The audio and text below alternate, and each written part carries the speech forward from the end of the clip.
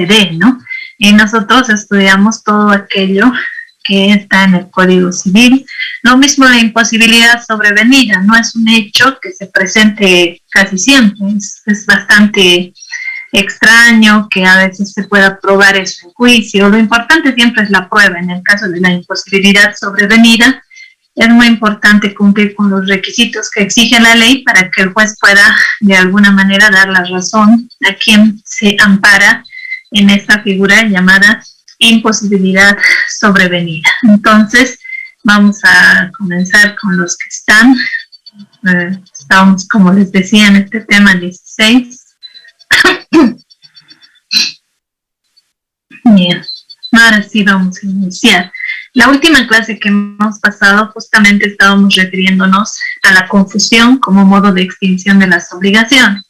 ¿Qué es la confusión? Se presenta cuando en una misma persona se reúnen las calidades de ser acreedor y de deudor. O sea, ¿cómo es posible que en una misma persona, que en una sola persona, se puedan reunir estas calidades de acreedor y de deudor? Porque sabemos que en la obligación, en toda obligación, existe un elemento subjetivo. Y el elemento subjetivo tiene que ver con que en toda obligación existen o están presentes los sujetos de la obligación, que son sujeto activo acreedor, sujeto pasivo deudor. ¿Por qué decimos esto? Porque es lo básico para saber obligación, ¿no?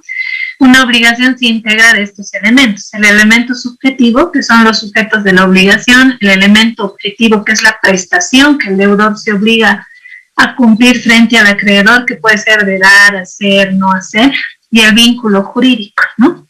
Esa es la estructura básica que tiene que tener toda obligación. Este modo de extinción de las obligaciones llamado confusión se da cuando en una sola persona se reúnen las calidades de acreedor y de deudor. Y como nadie puede cobrarse a sí mismo o ejecutarse a sí mismo, ejecutarse en el sentido jurídico, obviamente, por favor, la obligación se extingue por confusión. Ahí tenemos, y esto ya lo hemos revisado, el artículo 376 del Código Civil que dice efecto extintivo. Cuando en una misma persona se reúnen las calidades de acreedor y deudor, la obligación se extingue y se liberan los terceros que prestaron garantías por el deudor. Fíjense, este artículo 376 está regulando el efecto extintivo de la confusión y nos dice que cuando en una misma persona se reúnen las calidades de deudor y acreedor, pues la obligación lógicamente debe extinguirse. Hay dos clases de confusión, esto lo hemos visto también, solamente es un repasito. La confusión intervivos, que es bastante rara, y la confusión mortis causa. Es más, yo les decía que la idea de la confusión como modo de extinción de las obligaciones casi siempre se vincula a la confusión mortis causa. Ya la clásica figura, o sea, incluso se pone como ejemplo en los textos, de que si el hijo era acreedor del padre, o si el padre o madre eran acreedores del hijo y el hijo era su deudor, y uno fallece, ¿no? O fallece el padre, pues el hijo ya no le va a poder cobrar esa deuda a su padre, porque al heredar sus bienes, el hijo automáticamente, la obligación, va a quedar extinguida por confusión, ¿no? Y yo les decía que esto no es tan simple como se presenta en los textos, puesto que para que se extinga una obligación por confusión, mortis causa quiere decir por causa de muerte, ¿no? Entonces, si una obligación ha nacido entre padre e hijo, hay quienes me dicen, ¿acaso pueden contratar los padres con los hijos?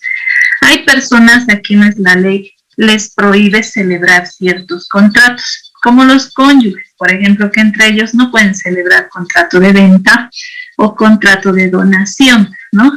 La prohibición de venta entre cónyuges existe con ese título directamente, ¿no? Pero después no hay obstáculo para la mayor parte de los contratos. Otros sí hay una reserva de que un padre pueda vender un bien a un hijo teniendo otros hijos, y además que en muchos casos son ventas ficticias porque simplemente son adelantos de herencia. Entonces, en el futuro, cuando el padre muera y se abra la sucesión, va a derivar en procesos judiciales, seguramente, ¿no? Porque ahí los otros herederos dirán, pero mi papá le ha vendido a mi hermano, y mi hermano, ¿qué edad tenía cuando supuestamente se ha comprado? ¿No? Tenía 18 años. Entonces, ¿de dónde se supone que mi hermano a mi papá le ha pagado, no sé, digamos, $120,000, que vale ese bien? ¿De dónde? ¿En qué trabajaba mi hermano para pagar? Eso es una venta ficticia, porque mi papá solo le ha adelantado la herencia. Entonces hay que demostrar, ¿no? Porque eso se llama acción de simulación. Está diciendo, han simulado una venta, pero en realidad no hay venta, ¿no? Aquí es una figura distinta, porque aquí estamos hablando de una obligación que ha surgido entre el padre y el hijo, o la madre y el hijo, o hija, y uno de ellos fallece y como el otro es el heredero, dice la obligación se extingue por confusión. Yo les decía, esto no es tan sencillo, puesto que para que la obligación se extinga por confusión, el hijo tiene que haber, el heredero, tiene que haber aceptado la herencia en forma pura y simple, como les explicaba en la última clase, ¿no? El heredero tiene varias opciones cuando se abre la sucesión hereditaria.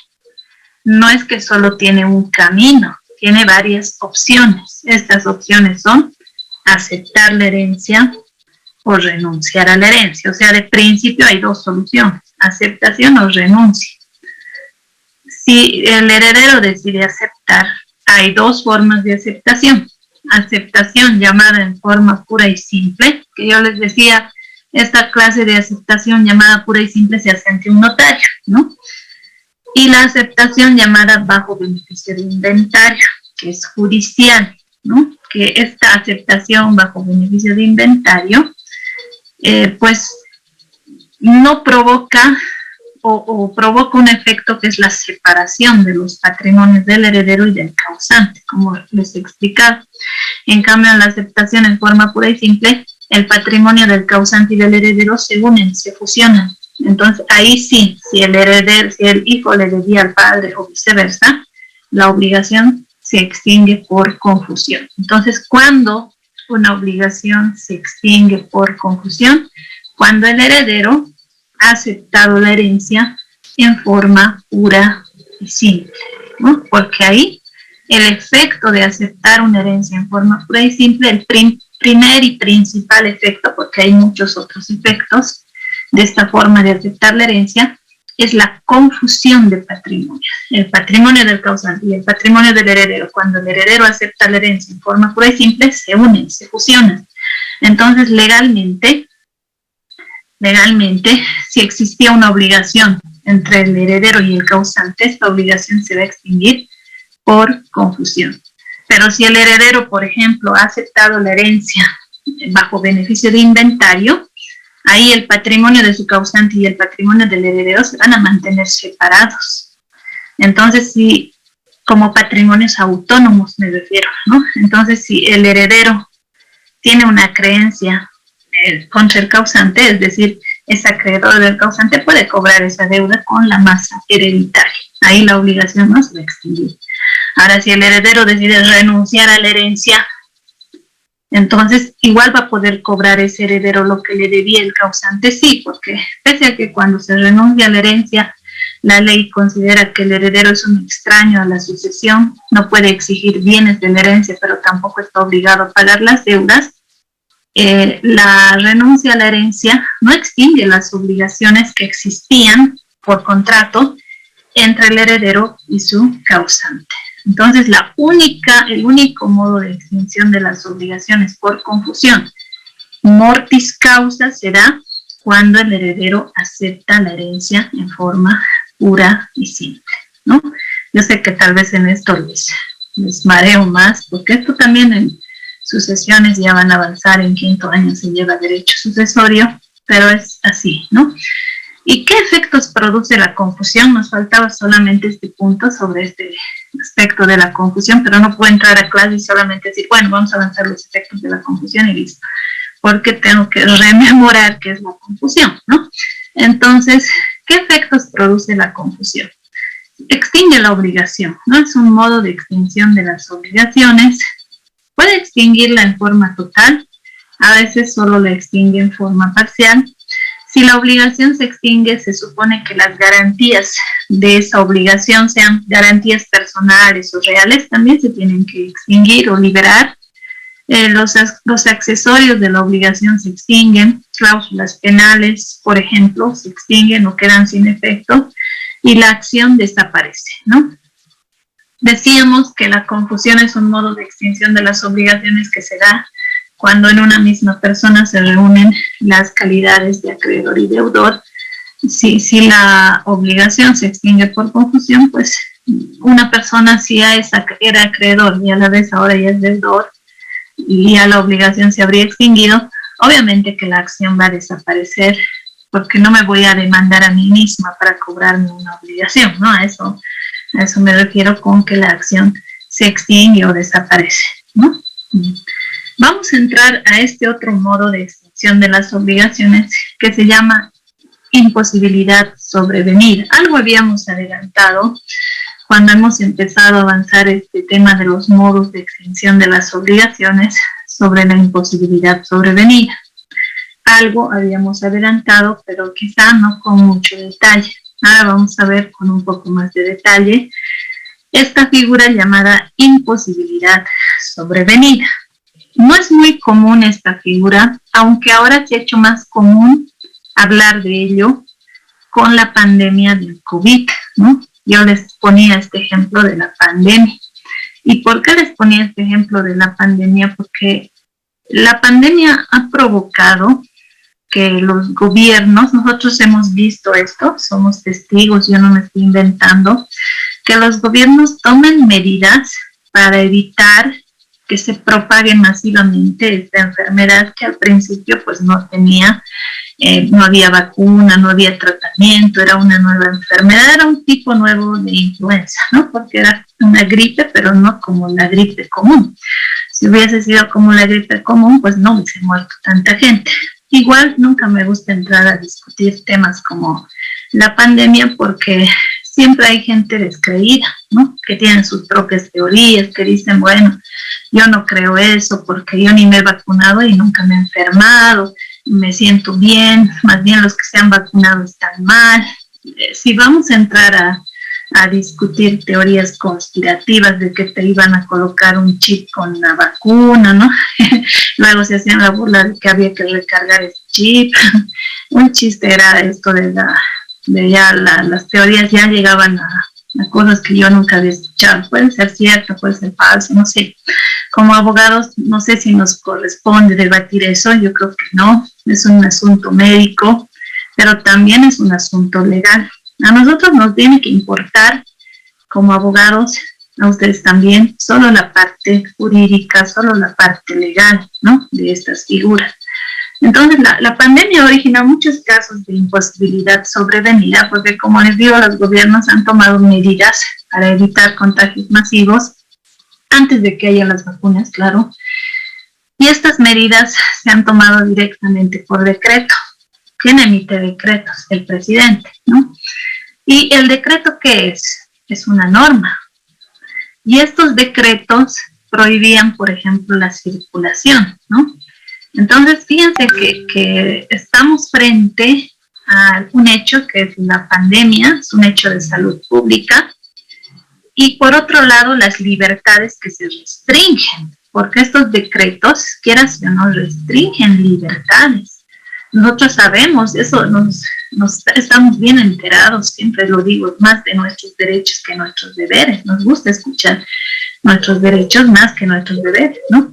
Tenemos libertad de locomoción, tenemos libertad para hacer actos de comercio, tenemos libertad contractual, tengo libertad para poder, no sé, reunirme, asociarme, siempre y cuando sea con fines lícitos, ¿no? La libertad es un derecho tan amplio que no lo acabaríamos de mencionar. Eso sí es un debate que a mí me gusta, ¿no? Pero ya los otros no.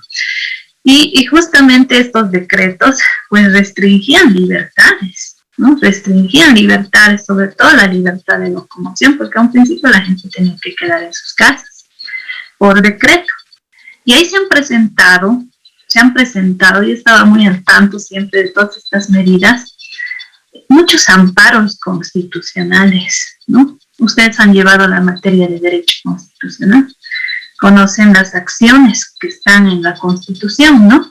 Una de ellas, la acción de amparo constitucional, donde muchos han demandado estas acciones, como el amparo constitucional, justamente tomando en cuenta estas restricciones. No ha faltado empresarios que han demandado amparos constitucionales porque decían que iban a ir a la quiebra directamente de seguir aquí las restricciones. Y bueno, los jueces han fallado siempre a favor de que las medidas se mantengan. ¿Por qué? Porque entre la salud pública, que implica riesgo para la vida de muchas personas, y la economía y las libertades, pues ha pesado más la vida y la salud pública, ¿no? Y por eso es que no se han restringido y poco a poco se ha ido abriendo también, ¿no? Entonces han habido muchas demandas, no solo de acciones de amparo constitucional basadas en el tema de la pandemia, sino también estas demandas de imposibilidad sobrevenida, no en nuestro medio, pero sí en otros países ha habido bastante. En nuestro medio sí amparos, como en los países también han habido muchos amparos, ¿no? Amparos constitucionales. Entonces, en el Código Civil, si nosotros revisamos artículo 351, siempre lo mencionamos este artículo. El artículo 351 enumera los distintos modos de extinción de las obligaciones. Ahí está en el inciso 6, un modo de extinción de las obligaciones que dice imposibilidad sobrevenida de cumplir la prestación no imputable al deudor. O sea, este es un modo de extinción de las obligaciones, la imposibilidad sobrevenida de cumplir la prestación no imputable al deudor, ¿no? Esto enseguida vamos a ver de qué se trata este modo de extinción de las obligaciones. Lo primero, aclarar el término, porque tiene varios nombres esta figura. En el Código Civil se llama imposibilidad sobrevenida, ¿no? O sea, si solo nos guiamos por el nombre, imposibilidad sobrevenida, diríamos que nace una obligación, se presenta un hecho que impide o imposibilita que el deudor pueda cumplir con su obligación. Eso es imposibilidad, ¿no? Pero es sobrevenida.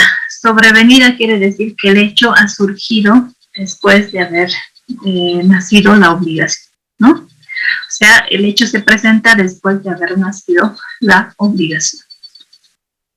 Entonces, el término imposibilidad sobrevenida, primero aclarar que es un término, diríamos, moderno, es una nomenclatura moderna que ha sido ideada por la escuela alemana. Ellos han utilizado este término, imposibilidad sobrevenida, que lo utilizan en la mayoría de los códigos civiles.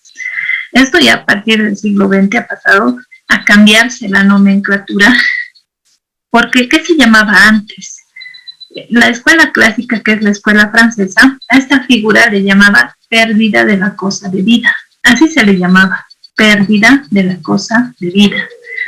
¿Por qué le daban este nombre? Porque se presentaban muchos casos en los cuales, voy a poner un ejemplo, ¿no? De un caso en los cuales, por ejemplo, una persona vendía un vehículo, la otra parte pagaba el precio, el vendedor decía, bueno, no te voy a entregar en el momento por alguna causa, se postergaba la entrega, digamos, para una etapa posterior del vehículo, y ocurría en ese interín, ya el contrato firmado, toda la transferencia hecha, ocurría en el interín ese en que el vendedor tenía que entregar el bien, un hecho de la naturaleza, por ejemplo, no sé, un incendio, un rayo que le caiga a ese vehículo y se incinere por completo, ¿no? Claro que esa posibilidad es muy hipotética, ¿no? Muy rara. Vamos a suponer pasa algo así, ¿no? Y se incinera el vehículo. Entonces, ¿ahí qué había? Pérdida de la cosa de vida. El vendedor tenía una obligación, que era entregar el bien que había vendido, ¿no? Pero sin que tenga culpa, había ocurrido algo con el bien. Su perecimiento del bien, su destrucción total, sin que el vendedor tenga culpa. Entonces, cuando el comprador decía, entrégame el vehículo, y el otro decía, no, ha ocurrido tal cosa y yo no te voy a poder entregar, lo lógico que el comprador diga, entonces te voy a vender un precio que te pagaron. Y ahí han empezado a plantear los abogados esta figura de la pérdida de cosa de vida. Es decir, acudían ante un juez y decían: mi cliente no tiene la obligación de entregar nada, se libera de la obligación porque lo que ha ocurrido es un hecho de la naturaleza y no tiene la culpa. Por lo tanto, pedían al juez que por la pérdida de la cosa de vida se libere de la obligación. Parece absurdo, pero así empezaron estas figuras, ¿no? Entonces tenía este nombre, pérdida de la cosa de vida. Pero este término, pérdida de la cosa de vida, ustedes me darán la razón, solo se aplica a las cosas, a los bienes.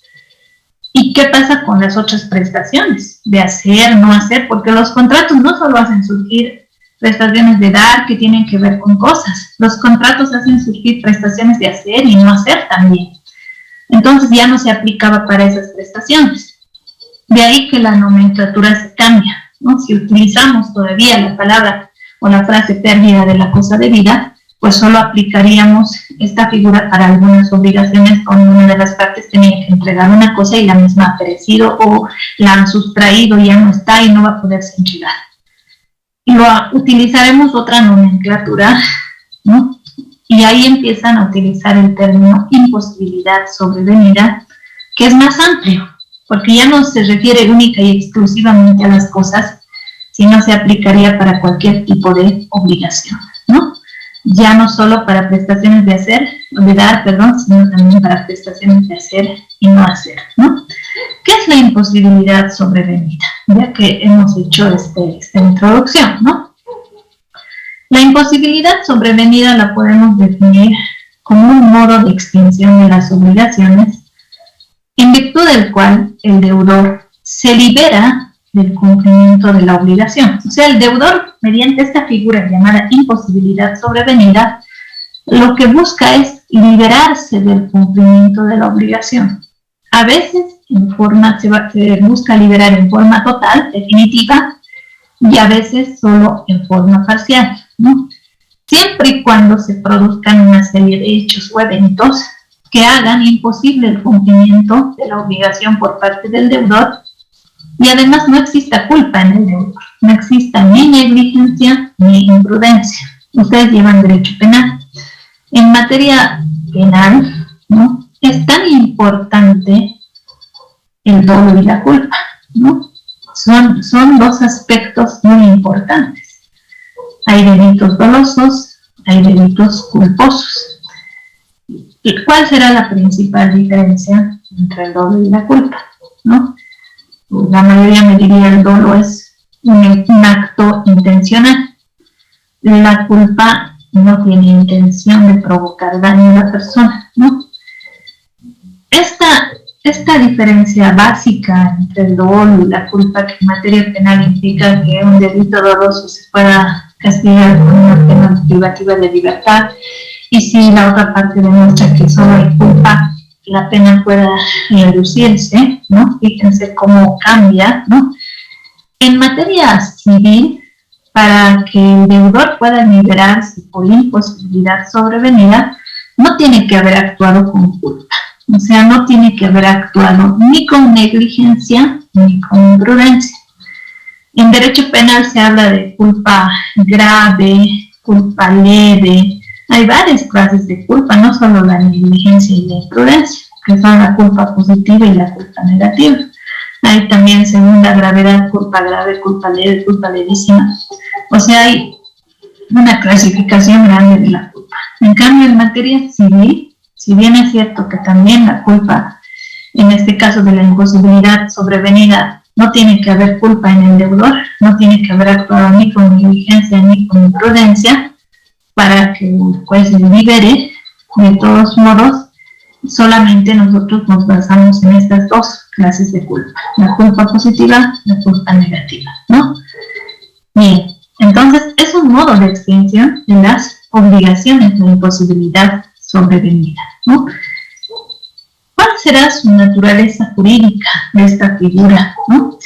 ¿Qué es lo que se busca? Porque también si nos ponemos a pensar, yo les decía eso en una clase, hace varias clases ya, de esta figura, cuando habíamos adelantado un poquito en qué consiste esta figura, yo les decía que de todos modos también vulnera derechos de la otra parte, que es el acreedor, porque busca liberar al deudor. El acreedor no ha tenido la culpa en que se haya presentado, después de haber nacido la obligación, un hecho que al deudor le ha impedido cumplir con la obligación, ¿no? Entonces, ¿cuál será la esencia de esta figura llamada imposibilidad sobrevenida? Lo que busca esta figura, o lo que se busca a través de esta figura, esencialmente lo protege al deudor, ¿no? Esencialmente lo protege al deudor. Le deja sin protección al acreedor. Si es una imposibilidad sobrevenida total, digamos, sí les protege al acreedor, lamentablemente, porque tampoco el acreedor aquí tiene la culpa, o tiene culpa, pero lo que busca esta figura es liberar al deudor del cumplimiento de una obligación, a veces, muy pocas veces, en forma definitiva. Y la mayor parte de las veces solo en forma temporal, ¿no? Porque cuando, después de haber nacido la obligación, se presentan una serie de hechos, eventos, que le impiden al deudor cumplir con la obligación, sin que tenga culpa, ¿no? Y esta imposibilidad sobrevenida se basa además en la llamada teoría de los riesgos, ¿no? ¿Qué dice la teoría de los riesgos? Que cuando se contrae una obligación, digamos, se firma un contrato, las partes deben estar conscientes de que siempre hay un riesgo. ¿Un riesgo de qué? De que algo ocurra, de que algo vaya a ocurrir, que impida que una de las partes cumpla su obligación. Siempre hay ese riesgo. Quizá no se lo mide, ¿no? Quizá cuando los abogados ya nos convertimos a veces en aplicadores mecánicos del derecho, no discutimos, a veces, yo digo, no todos obviamente, pero no somos tan críticos, ¿no? Es que nuestra profesión es así, quizá nos enseñan a estudiar la norma y listo, no discutirla, pero si nos ponemos a analizar esta figura de la imposibilidad sobrevenida, pues las partes vienen a tu oficina, hacen un contrato, y el contrato es la fuente generadora de las obligaciones, hacen un contrato, pero no miden los riesgos. Y tampoco el abogado es que les va a decir, miren, les voy a hablar sobre la teoría de los riesgos, porque les va a asustar a las partes, ¿no? Pero en todo contrato, cuando se firma un contrato, en todo contrato ahí está presente esto de la teoría de los riesgos, que dice que hay contratos en los cuales puede llegar a ocurrir algo que impida que una de las partes cumpla su obligación. Por ejemplo, puede llegar a fallecer el deudor. ¿Ese es un riesgo? Sí, puede llegar a fallecer el deudor o puede llegar a fallecer el acreedor, ¿no? ¿Eso sería un riesgo? Sí, es algo que puede llegar a pasar cuando se firma un contrato y después una de las partes fallece, ¿no?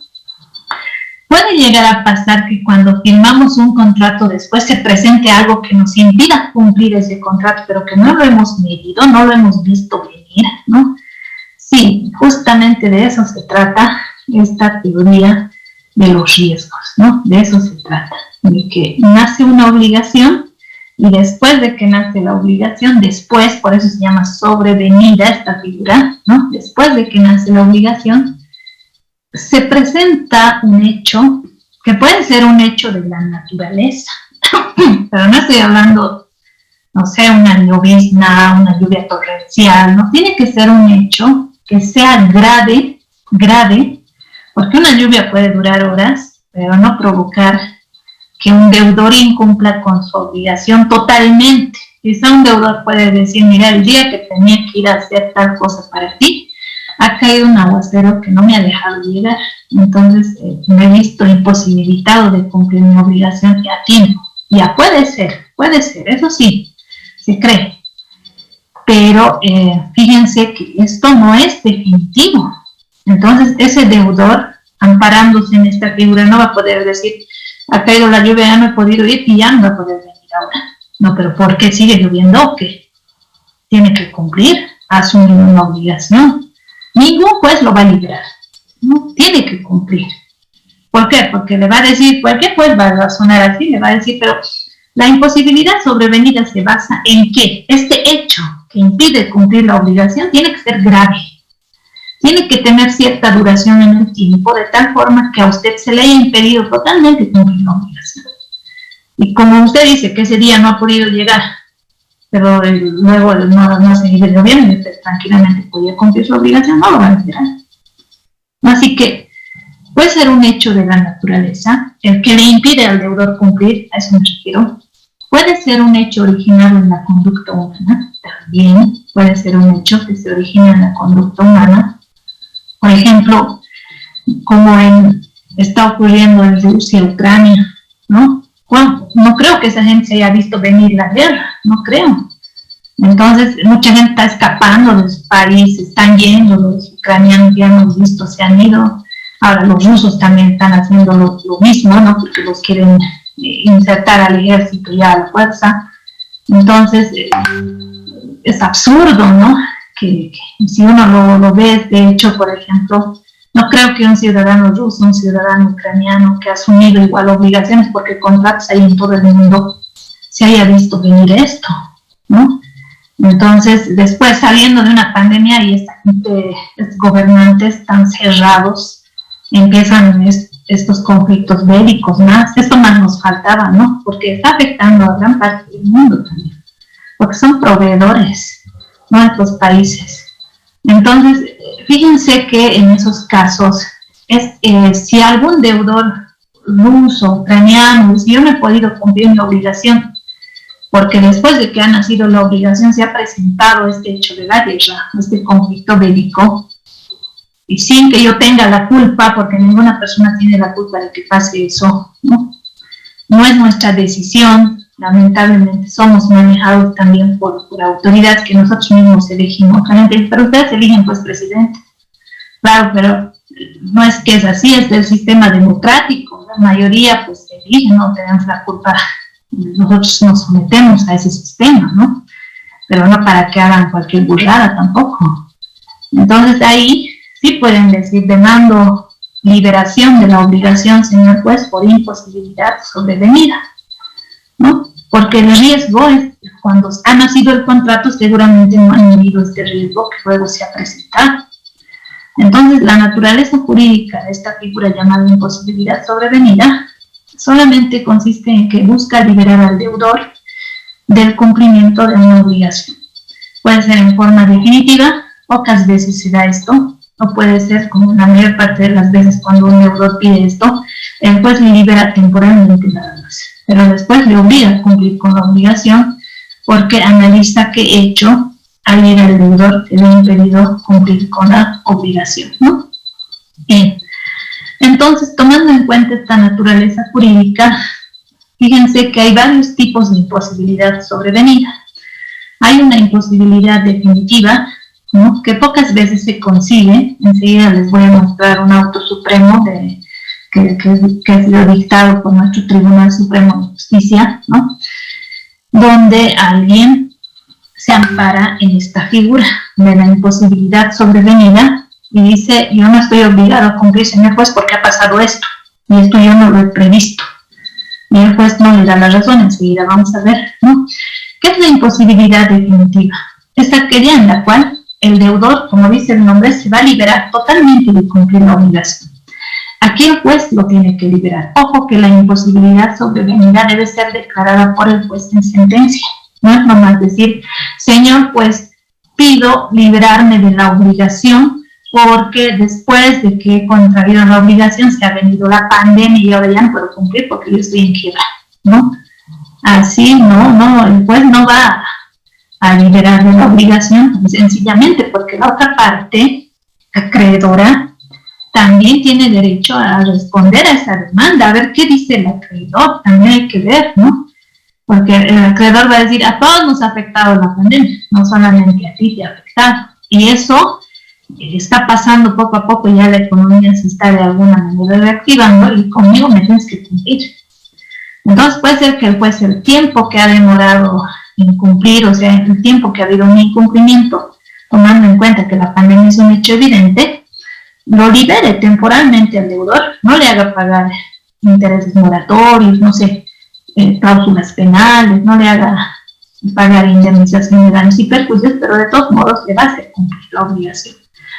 Entonces, hay imposibilidad definitiva, hay una imposibilidad que es solo temporal y hay una imposibilidad que es parcial, ¿no? Vamos a ver en qué consiste la imposibilidad definitiva. Su nombre lo dice. Es aquella en la cual la prestación o la obligación se va a extinguir definitivamente, ¿no? Porque después de haber nacido la obligación se ha presentado un hecho que es de tal gravedad que le impide al deudor cumplir con su obligación sin que el deudor tenga culpa, ¿no? No tiene que haber actuado ese deudor ni con negligencia ni con imprudencia, y de esta forma, si busca liberarse, lo puede hacer. Está regulado en el artículo 379 del Código Civil. Un colega me decía, ¿por qué no intentar? Esto parece una locura que el juez te dé la razón y lo libere definitivamente al deudor, pero se puede intentar, no es algo que no se puede intentar, se puede intentar. Tal vez también pensarán, pero eso es jugar ya con el cliente, ¿no? Pero al cliente no hay que mentir, hay que decir, vamos a presentar, vamos a ampararnos en esta figura, pero también puede ser que el juez no te dé la razón totalmente, o sea, no te libere totalmente, pero sí te libere parcialmente, por ejemplo. O temporalmente el juez no te haga pagar, no sé, daños y perjuicios por el retraso, pero después sí vas a estar obligado a cumplir la obligación, vas a ganar tiempo, ¿no? Pero también hay la posibilidad de que pueda liberarse definitivamente si logra probar la imposibilidad definitiva. Tendría que ser un hecho grave, realmente, el que le ha impedido al deudor cumplir con la obligación, ¿no? A ver, por ejemplo, si el deudor alega, me han robado, ¿no? El robo puede ser un caso de imposibilidad definitiva, ¿no? El hurto puede ser un caso de imposibilidad definitiva. Enseguida vamos a analizar esa parte.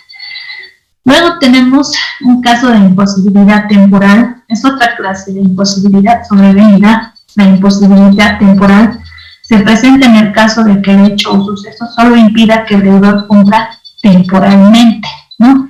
En este caso, el deudor no responde por el retraso en el cumplimiento mientras el hecho perdura, aunque la obligación se extingue, dice, si la imposibilidad se prolonga hasta el momento en que el deudor, ¿no? De acuerdo al título, la naturaleza del objeto debido, no se le puede considerar obligado a cumplir la prestación, o el acreedor pierde todo interés en el contrato.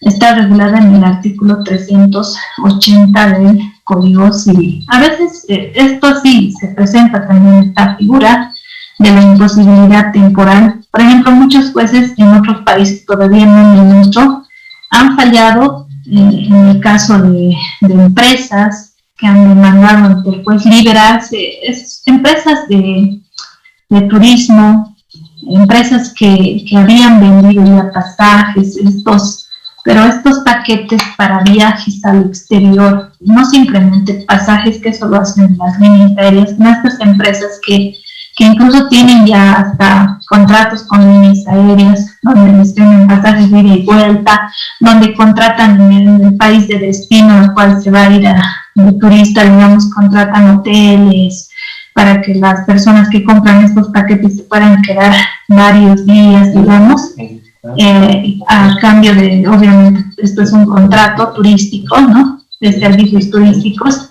Pues en esos casos hay muchas empresas que se dedican a este rubro que en otros países han demandado liberarse de su obligación, alegando imposibilidad sobrevenida devenida de la pandemia del COVID. Entonces, esto sí ha pasado. Sí han planteado estas demandas, ¿no? Han dicho que una vez que ellos han firmado los contratos, pues luego no han podido cumplir la obligación de llevar a estos turistas a su destino, de que estos puedan quedarse en el lugar de destino por ciertos días y estar ahí, ¿no? Ese era el plan, porque estos paquetes también se venden con mucho tiempo, hay facilidades de pago, se van pagando de poco, ¿no? Así que de todos modos, vamos a compartir un poquito. Hilarión, por favor, no sé si puede apagar su audio. Ahora sí continuaremos. Ahora sí. Entonces han iniciado demandas, ¿no? Han iniciado demandas estas empresas turísticas buscando que el juez les libere de cumplir su obligación. Definitivamente, o sea, han dicho, señor juez, somos una empresa, la empresa turística tanto, hemos vendido paquetes de viajes al exterior que incluían pasajes ida y vuelta, hemos alquilado ya, hemos hecho contratos con hoteles para que los turistas que viajen se puedan quedar cierto tiempo, ¿no? Incluso estos paquetes incluyen almuerzos, cenas, desayunos, etcétera, y contratos, todo eso, nos movemos en el mundo de los contratos, ¿no? Y ahora con la pandemia del COVID, pues los vuelos no están saliendo y no vamos a poder cumplir porque no se sabe hasta cuándo va a durar esta cuarentena, digamos, y estas medidas del gobierno y de los distintos gobiernos. Por lo tanto, demandamos, señor juez, nos libere del cumplimiento de nuestra obligación, tomando en cuenta la pandemia como hecho que nos imposibilita cumplir la obligación. O sea, han buscado liberarse totalmente. Ellos han ido por la imposibilidad definitiva. Pero ¿cómo han fallado los jueces? La mayoría de los jueces han fallado indicando que la pandemia, si bien no ha cerrado todo, es cierto, estas empresas no van a tener que pagar daños y perjuicios a estas personas que han comprado paquetes turísticos, digamos. ¿Por qué? Porque no es culpa de la empresa. La empresa a eso se dedica, pero tampoco la empresa ha previsto la pandemia, porque nadie ha previsto eso. Entonces ahí no hay dolo, no hay negligencia, no hay imprudencia de parte de la empresa. Pero tampoco liberarle totalmente a estas empresas significa que la gente que ha comprado estos paquetes va a perder, ¿no?, la posibilidad de hacer estos viajes en algún momento. Y ya han pagado por esto, ¿no? De ahí que los jueces los han liberado a estas empresas, las han liberado temporalmente, ¿no? Y les han dicho que ese tiempo en el cual se tenía que cumplir estas obligaciones va a quedar en suspenso, o sea, no se va a tomar en cuenta. Ellos no van a pagar daños y perjuicios a los pasajeros, turistas, etcétera, quienes hayan comprado esos paquetes no van a pagar daños y perjuicios, pero que tampoco los va a liberar totalmente de la obligación, ¿no?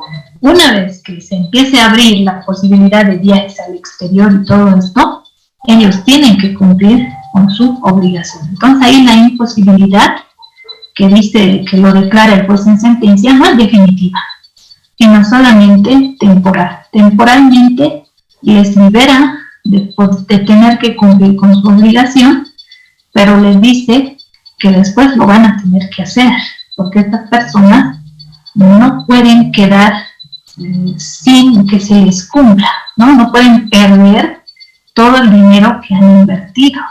Tal vez en nuestro caso, no sé cómo, no puedo juzgar a cada uno de ustedes porque no los conozco bien, ¿no? Nos conocemos en esta relación de las clases, pero más allá de eso tampoco nos conocemos mucho.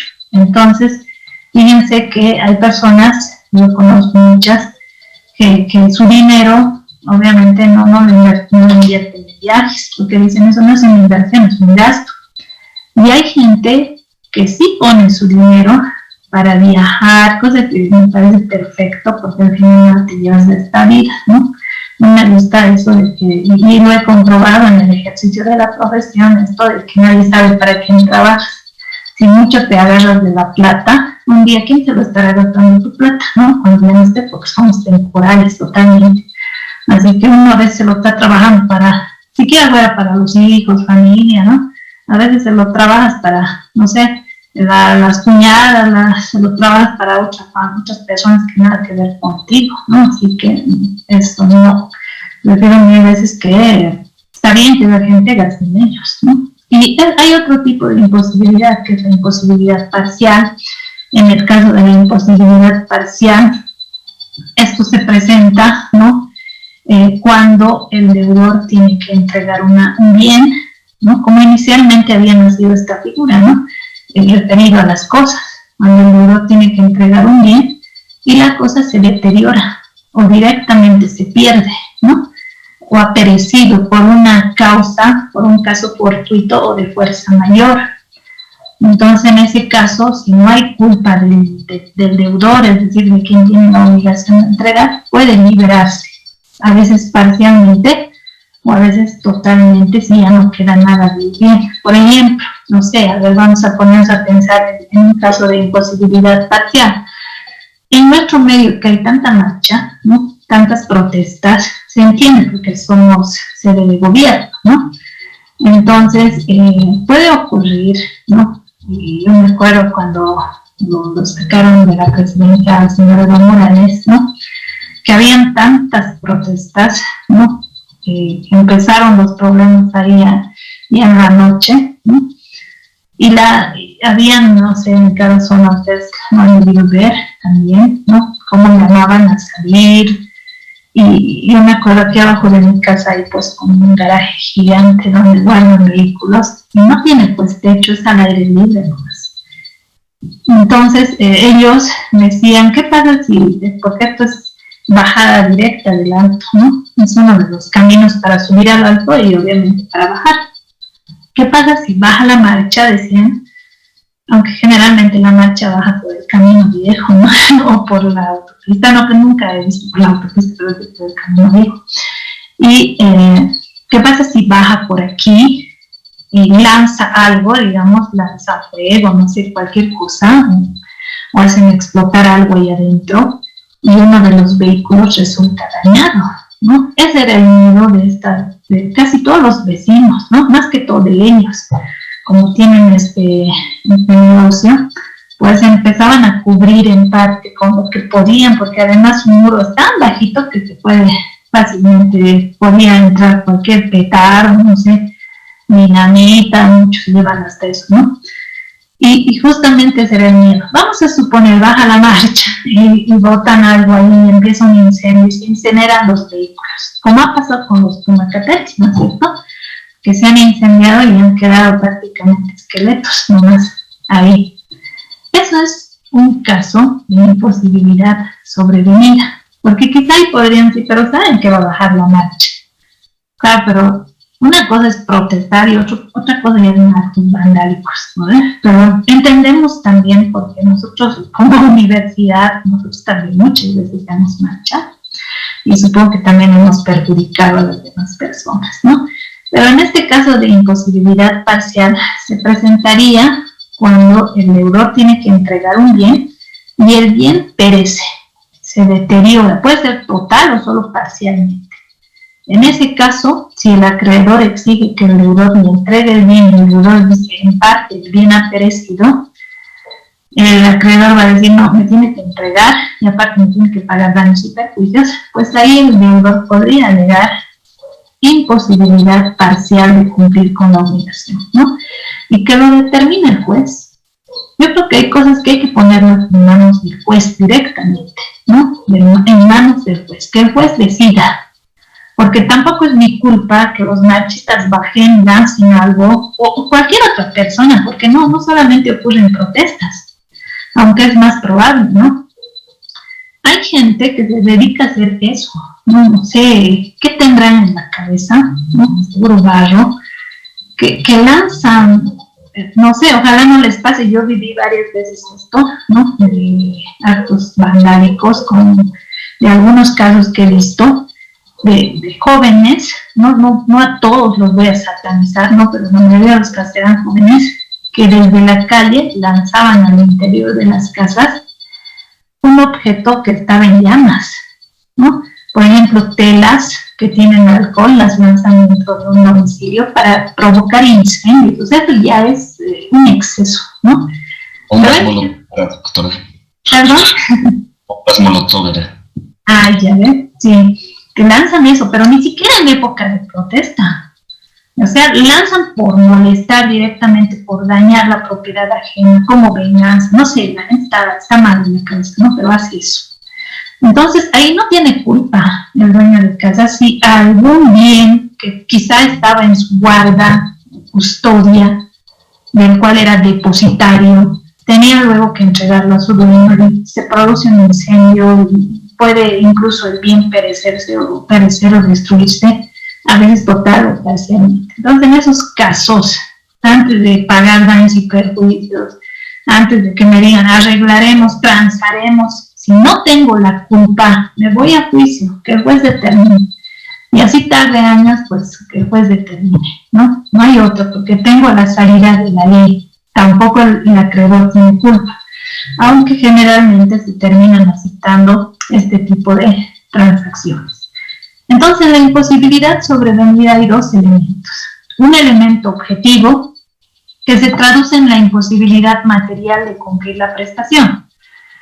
A nadie se le puede obligar a cumplir algo que es imposible. Y también hay un elemento subjetivo, es decir, que el deudor no cumple, pero no cumple porque no le da la gana, sino no cumple porque no puede. Y además no tiene la culpa el deudor. No ha actuado ni con negligencia ni con imprudencia, es decir, no ha provocado ese hecho, ¿no? Hace un tiempito me comentaba una compañera, pero no es de la universidad, es una compañera de estudios de hace años. Me decía, yo me he prestado dinero del banco, ¿no? Me dice, me he prestado dinero del banco, ha empezado la pandemia, todo se ha cerrado, y una vez que se ha ido abriendo todo, pero así lentamente, su esposo le había propuesto, nos prestaremos dinero, queríamos comprarnos un departamento, ¿no? Y se compraron el departamento, o sea, ya se han comprado, pero lo tienen que pagar por cuotas. Y el préstamo del banco es por 20 años, ¿no? Me dicen, nos hemos prestado así. Ella es joven, todavía muy joven todavía, entonces seguramente ha debido decir, como siempre que se contrata, como les digo, no se miden los riesgos, pues vamos a estar normal pagando. El esposo tiene su profesión, ella tiene la suya, los dos profesionales, a mí dicen, vamos a trabajar y vamos a pagar. Pasa esto, me presto el dinero y a mi esposo le despiden, ¿no? Deja de trabajar y soy la única que empieza a mantener la casa. Y luego ya no gano lo mismo en mi oficina porque la gente ha empezado a restar, o sea, ha empezado a disminuir los clientes precisamente porque hay más profesionales y porque también con la pandemia ya la gente no sé, ha reducido los clientes, ¿no? Entonces ya no hay el ingreso que había. Empiezo a incumplir con el banco. Entonces me han dicho, dice, ¿no?, que puedo ampararme en esta figura de la imposibilidad sobrevenida y pretender liberarme de la obligación. No sé si puedo hacer eso. La imposibilidad sobrevenida, si bien es un modo de liberarse de una obligación, tiene ciertos requisitos que cumplir. Primero, ella dice, no, la pandemia lo ha cerrado todo, ¿no? O sea, si bien ha habido una reactivación económica, pero es mínima. Entonces, no puedo ganar lo que ganaba. Mi esposo ya no está trabajando. Entonces ya no puedo pagar, ¿no? Ya no puedo cumplir con mi obligación. ¿Y en qué te vas a amparar? En la pandemia. Bueno, si te vas a amparar en la pandemia, el juez no le va a dar la razón. Te va a rechazar. La otra parte del banco rápidamente se va a defender y va a decir, no, aquí no hay lugar a eso. ¿Por qué? Porque cuando ella asume la obligación, ya se sabía el hecho de la pandemia. Ya la pandemia ya estaba. Es lo que ella dice, ¿no? Entonces, cuando nace la obligación, que es el préstamo bancario, ya estaba la pandemia. En plena pandemia se estaba saliendo en serio, ¿no?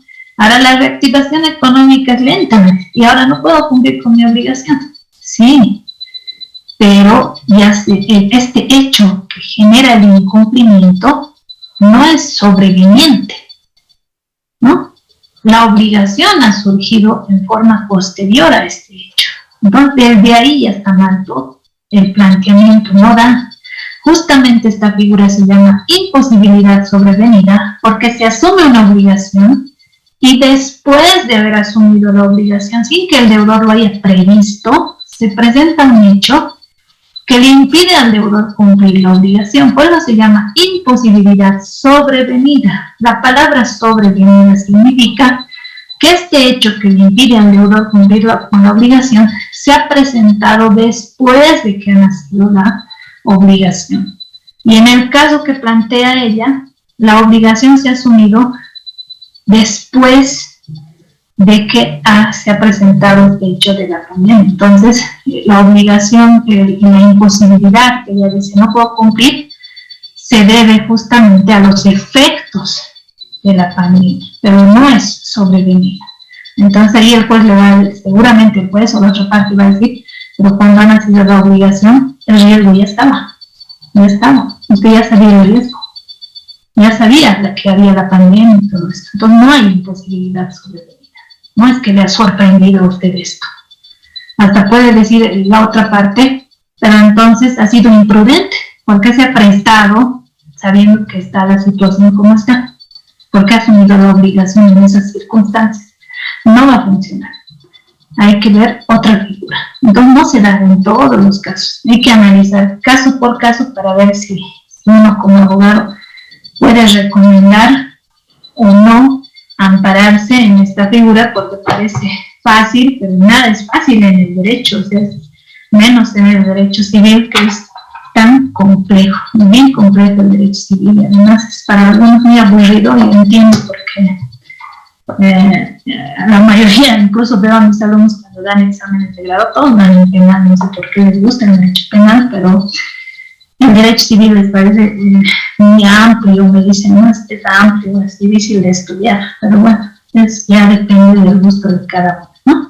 Les quiero recordar que el próximo jueves es nuestro examen del tercer parcial, el jueves 6 de octubre, ¿no? Se va a dar en el horario de clases, así que este jueves normal, pero ya vamos a pasar clases el próximo martes igual, pero el próximo jueves ya es el examen, así que tomen en cuenta para, váyanse preparando, por favor. No va a estar difícil, va a estar muy fácil el examen. Es de los temas 11 al tema 15, ¿no? Entonces vamos a quedar aquí por lo pronto. El día jueves vamos a revisar este auto supremo, que ya no ha dado tiempo, ¿no?, para hacerlo, pero ahí lo vamos a revisar bien, junto con los requisitos que tienen que cumplirse para poder alegar la imposibilidad sobrevenida, ¿no? Esos requisitos más los vamos a estudiar junto con este auto supremo, y después de este tema nos vamos a dedicar al último modo de extinción de las obligaciones, que es la prescripción, ¿no? Que sobre la prescripción también debe haberse, no sé, es muy amplia la prescripción, pero a eso nos vamos a dedicar ya después de terminar este tema. Así que un gusto haberles visto y nos vemos directamente el jueves. Que les vaya bien, compañeros. Hasta luego. Hasta luego, doctora. Buenas noches. Buenas noches. Hasta luego, doctora. Que le vaya bien. Doctora.